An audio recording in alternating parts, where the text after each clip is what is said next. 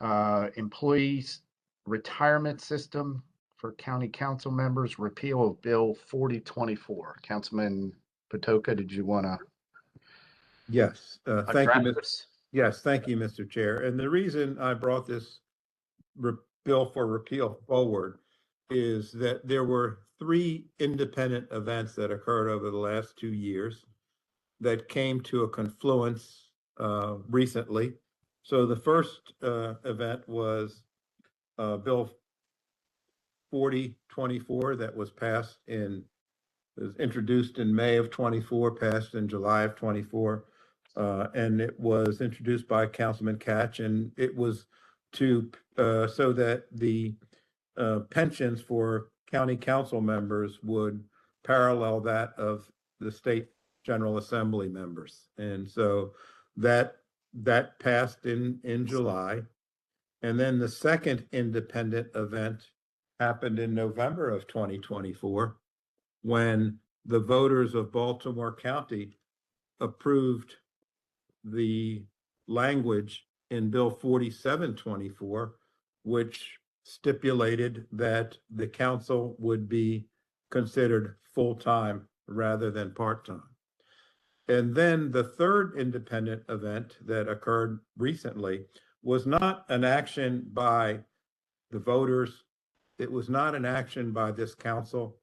It was an action by the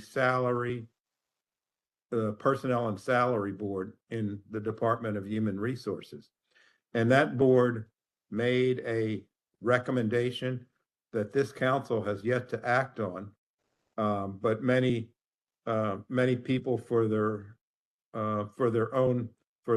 narratives that they're trying to create have suggested that the council has taken action on a salary range that the Personnel and Salary Board Advisory Board has recommended. And so with those 3 pieces of information that were not available in May of 2024 that have become more clear now, that's the reason I'm introducing the repeal of 4024 in February of 2026. Mr. Chairman. Yes, Councilman Catch. Yeah, Councilman Patoka, the council does have to take up the salary issue. I don't think it's any secret that I think the salary recommendation is ridiculously high. I mean, I just feel that way and never thought it would be go in this direction. We're going to, as a council, take a look at this issue and come to a decision. Don't you think it would be smarter, though, to take the law and as it exists today, when we consider the salary, we take a look at and consider the retirement system as well? There's nothing that stops us from taking any action, but I just think that the two need to be considered at the same time. And I mean, that's just my opinion on the issue. Okay. Any others? Councilman Jones? I guess I have a question for Councilman Paul. Is this a similar system that the General Assembly had? It's identical. Other than the percentage that the legislators get in the legislature is a lesser percentage than we get. Well, they get 40% pensions, we get 60%. Oh, no, that's not true. You can go up to 2/3 on the state level. Everybody knows you. Mr. Chair, I think to answer Councilman Jones' question, the percentages may be, I'm not sure, Councilman Katz, I think just answered that, but the percentages in the General Assembly could be different, but it's based on a percentage, the pension is based on the percentage of what the current salary is. of the current General Assembly. So the percentages may be different, but the salary amounts are the things that sort of change, if I'm articulating that the right way. And I just want to make clear, and I don't know where the council's gonna go with this issue, whether to study it more, whether to take a look at Councilor Toka's bill. But I do want to make it clear that in our discussions leading up to the bill in 2024, and then even when the voters voted to expand the council and make council members full-time, and there were internal discussions just either in the hallway or one of our offices or over the phone, there was no mention of going to a salary for the next council anywhere near what the board recommended, which I believe was what, 140,000 a year. I never had a discussion with anyone about going that high. The discussions were based on a salary that was more commensurate with other large jurisdictions in Maryland, and a salary that behooves a qualified person to run for the office and be compensated for their time in an appropriate way. So I wanted to make that clear point that I don't think any of us ever expected a recommendation that high, a salary recommendation that high, and certainly never discussed one that high. So just wanted to make that clear. Thanks, Mr. Chair. Thanks, Councilman Crandall. Go ahead, Councilman Katz. Yeah, I just, from my memory, every term, a member of the legislature earns 12% of whatever the average salary was that they earned. I know that after 22 years, 8 months, you max out at 75%. I'm sorry, at 66 and 2/3. So that's what the system is, and ours is more generous because I believe, what is ours, 20% a term?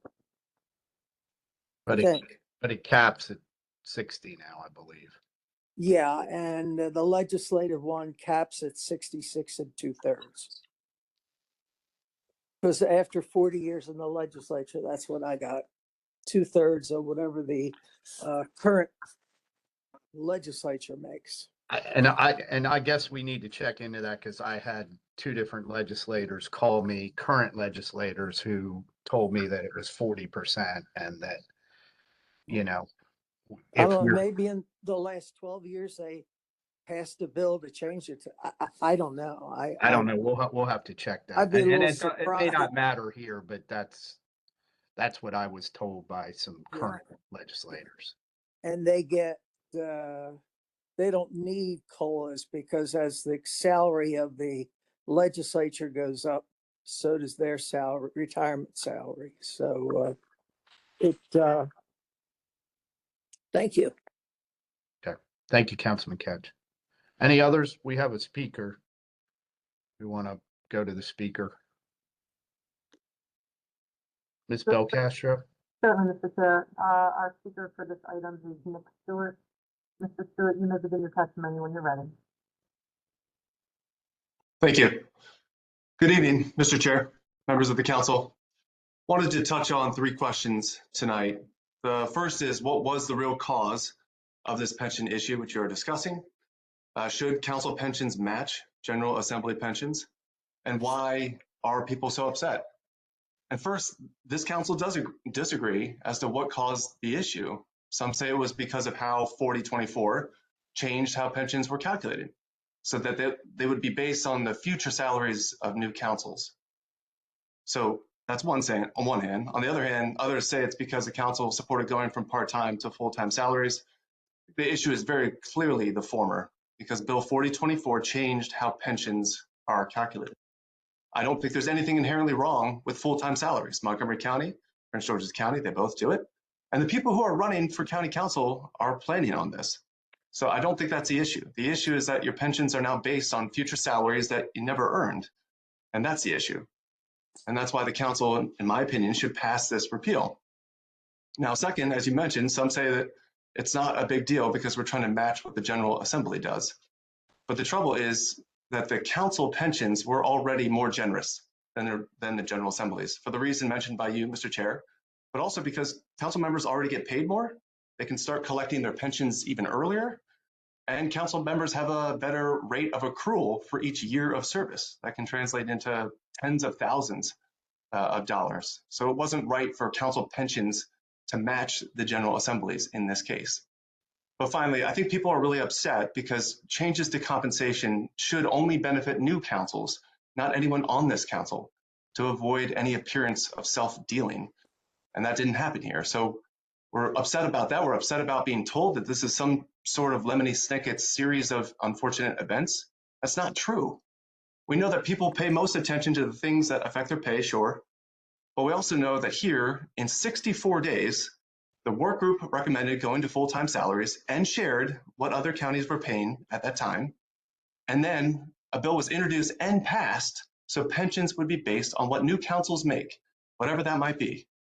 And then on the same day you passed that, you took up the work group recommendation and introduced a bill to pay full-time salaries. That was 64 days. Guys, we have tens of thousands of kids who are hungry. We have teachers who can't be paid. We have retirees who haven't received a pension bump in quite a while.